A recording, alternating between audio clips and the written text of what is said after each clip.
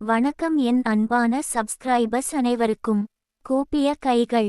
இன்று மனதளவில் உடைந்து போனாலும் தனது பிள்ளைகளுக்காக மட்டும் உயிரோடு வாழ்ந்து கொண்டிருக்கும் ஒரு பெண்ணின் கதையை பார்க்கலாம்.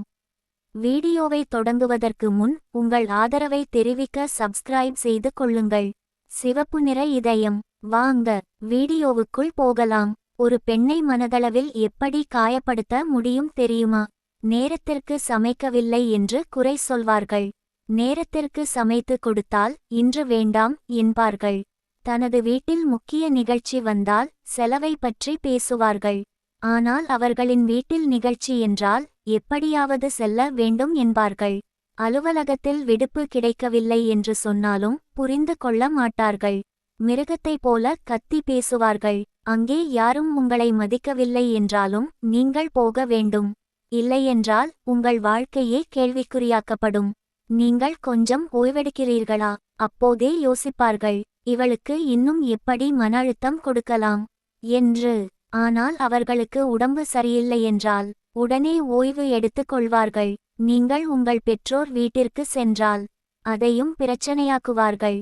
நீங்கள் சிரித்து மகிழ்ச்சியாக இருந்தால் அந்த சிரிப்பை கூட நீடிக்க விட மாட்டார்கள். உங்கள் உணர்வுகளை பகிர்ந்தால் அதை பலவீனமாக நினைப்பார்கள். உங்கள் கண்ணீரை மதிக்க மாட்டார்கள். உங்கள் பேச்சை கேட்க மாட்டார்கள். ஆனால் அவர்களுக்கு தேவையான நேரத்தில் மட்டும் நீங்கள் முக்கியமானவராக தெரியும். தேவை முடிந்ததும் உங்கள் உணர்வுகளுக்கும் உங்கள் வலிகளுக்கும் இடமே இருக்காது. நீங்கள் சாப்பிட்டீர்களா? உடம்பு சரியா? மனநிலை எப்படி இருக்கிறது? இந்த கேள்விகள் கூட உங்களிடம் வராது. ஆனால் நீங்கள் எல்லாவற்றையும் செய்ய வேண்டும். குழந்தைகளை கவனிக்க வேண்டும். வேலை செய்ய வேண்டும். வீட்டையும் கவனிக்க வேண்டும். அவர்களின் குடும்ப நிகழ்வுகளுக்கும் செல்ல வேண்டும். உங்களுக்கு பிடித்த ஒரு பொருள் வாங்கி கொள்ள நினைத்தால் கடனை பற்றி பேசுவார்கள். ஆனால் அவர்களின் தேவைகள் மட்டும் உடனடியாக நிறைவேறும். உங்கள் பெற்றோருக்கு உடல்நிலை சரியில்லையா? அவர்களை பார்க்க கூட செல்லக்கூடாது என்பார்கள். ஆனால் அவர்களின் பெற்றோருக்கு சிறிய காய்ச்சல் வந்தாலும் உடனே ஓடிச் செல்ல வேண்டும். உங்களை கேலி செய்யலாம், அவமானப்படுத்தலாம், குறை சொல்லலாம். எதையும் பொறுத்து கொள்ள வேண்டும். ஏனெனில் நீங்கள் ஒரு மனிதராக அல்ல, ஒரு வேலை செய்யும் இயந்திரமாகவே பார்க்கப்படுகிறீர்கள். உங்கள் குழந்தைகளுக்காக, அவர்களுக்கு ஒரு தந்தை வேண்டும் என்பதற்காக இத்தனை அவமானங்களையும் இத்தனை கண்ணீர்களையும் இத்தனை மன அழுத்தங்களையும் தாங்கிக் கொண்டு வாழ்கிறாள் ஒரு பெண்.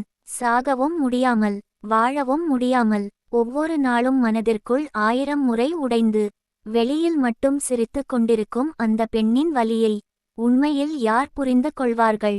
உடைந்த இதயம். ஒரு பெண்ணின் கண்ணீருக்கு பின்னால் இருக்கும் கதையை அறியாமல் அவளை குறை கூறாதீர்கள்.